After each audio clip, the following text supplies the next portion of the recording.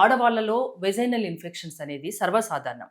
ఏ antibiotics వాడమో, anti fungals వాడుతుంటారు, anti fungals vaginal washes వాడుతూ ఉంటారు. తిరిగి మళ్ళీ అదే వస్తూ ప్రాబ్లం ఉంటుంది. రిపీట్ అవుతూ వస్తూ ఉంటుంది. అంటే ఇంకా అంతేనా, దానికి అంటే సొల్యూషన్ ఇక్కడ లేదా? కొన్ని ఫ్యాక్టర్స్ చూడాలి మేడం. యాక్చువల్గా వెజనల్ ఇన్ఫెక్షన్స్ రావడానికి మేజర్ రీజన్స్ మనం చూసినట్లయితే ఒకవేళ డయాబెటీస్ ఉండడము, హైజీన్ ఫ్యాక్టర్స్ ఫాలో అవ్వకపోవడము, మేల్ సెక్షువల్ పార్ట్నర్ వల్ల కావచ్చు, స్ట్రెస్ వల్ల కావచ్చు, హార్మోనల్ చేంజెస్ వల్ల కావచ్చు, వీటి వల్ల వెజనల్ ఇన్ఫెక్షన్స్ వస్తుంటాయి. స్ట్రెస్ వల్ల కూడానా? స్ట్రెస్ వల్ల కూడా వెజనల్ ఇన్ఫెక్షన్ వస్తుంది. So for any reason vaginal infection వచ్చింది అని అనుకుందాం.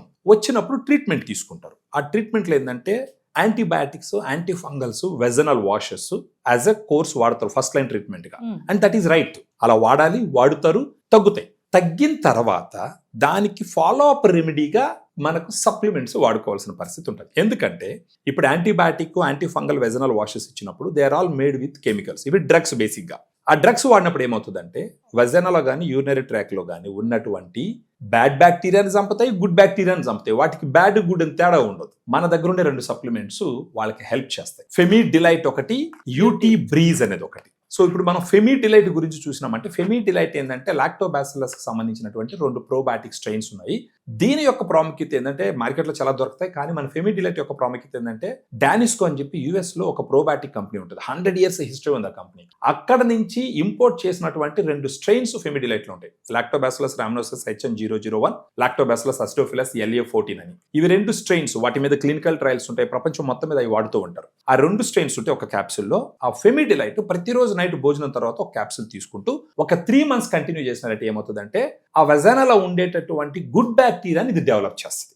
ఆ గుడ్ బ్యాక్టీరియాని డెవలప్ చేసిందంటే ఆటోమేటిక్గా ఈ గుడ్ బ్యాక్టీరియా బ్యాడ్ బ్యాక్టీరియాని కంట్రోల్లో పెడుతుంది. అప్పుడు ఎలాంటి ఇరిటేషన్ రావడం కానీ, మంట రావడం కానీ, యూరిన్కి వెళ్ళినప్పుడు వైట్ డిశ్చార్జ్ ఉండడము, ఫౌల్ స్మెల్ ఉండడం, ఇవన్నీ తగ్గుతాయి. యూటీ బ్రీజ్ ఏం చేస్తుంది అంటే యూటీ బ్రీజ్ లో డిమానోజ్, క్రాన్బెరీ ఎక్స్ట్రాక్ట్ అని 2 ఉంటాయి న్యాచురల్ సప్లిమెంట్స్. ఇవి 2 ఏం చేస్తాయి అంటే యూరినరీ ట్రాక్ లో ప్రిడామినెంట్ పాథోజెనిక్ బ్యాక్టీరియా వచ్చి ఎస్చరిషియా కొలై అంటాం, ఈ కొలై అంటాం మనం. ఆ ఈ కొలై బ్యాక్టీరియాకి ఈ డిమానోజ్, క్రాన్బెరీ ఎక్స్ట్రాక్ట్ పోయి కూర్చుంటాయి అనమాట. అంటే ఏదైనా బ్యాక్టీరియా యూరినరీ ట్రాక్ గోడ మీద కూర్చుంటేనే ఆ నంబర్ ఆఫ్ బ్యాక్టీరియా పెరుగుతాయి, ఇన్ఫెక్షన్ పెరుగుతుంది. ఈ డిమానోజ్, ఈ క్రాన్బెరీ ఎక్స్ట్రాక్ట్ ఏం చేస్తాయంటే ఈ బ్యాక్టీరియాని దాని మీద కూర్చొనికుంటే ఇది పోయి అడ్డుపడుతుంది. అప్పుడు యూరిన్ లో ఈ బ్యాక్టీరియాని బయట తోయడం జరుగుతుంది అనమాట.